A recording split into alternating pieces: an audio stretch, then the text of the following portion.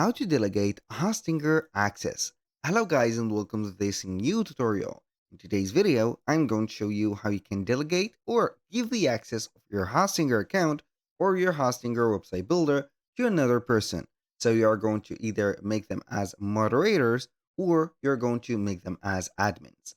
The admins can go ahead and pay some bills like your subscriptions or and also buying some add-ons on the Hostinger plan, but the collaborators that cannot be making some purchases are going to be only some editors or simple editors for the websites and also some of the management of the accounts.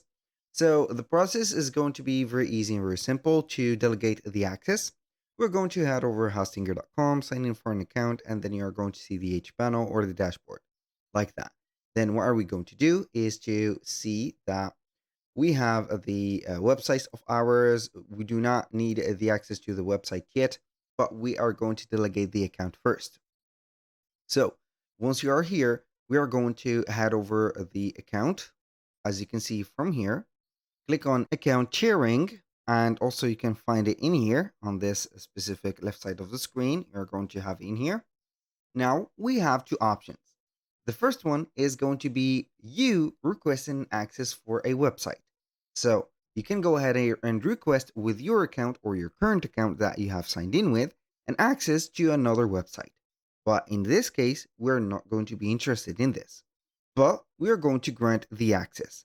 As you can see, we're going to delegate the access by granting it. So as you can see, we have already a person or a user that has been given the access or grant. So now how we can make the grant access, you're going to click on the button. Then you're going to type in the email of that person that you are going to delegate or give the access. And we have two permissions roles.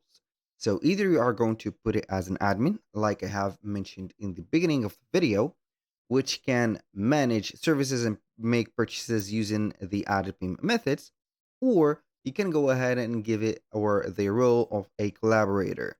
So when you set up the collaborator role, you're going to select the website.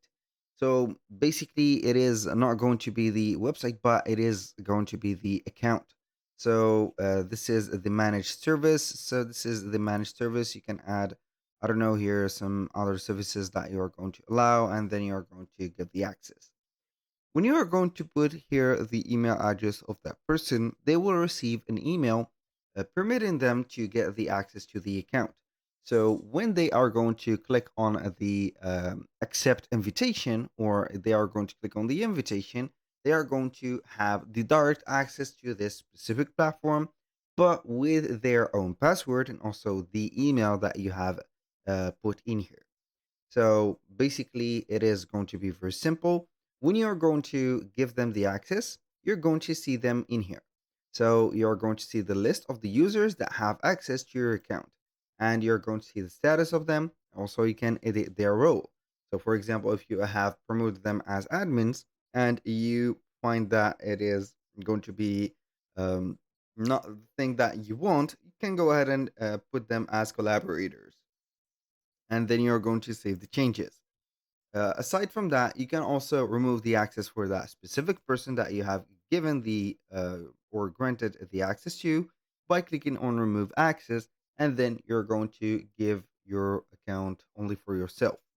Basically, that was pretty much it for today's video. Thank you guys for watching. I hope that you have enjoyed the content, and I hope to see you soon on the next one.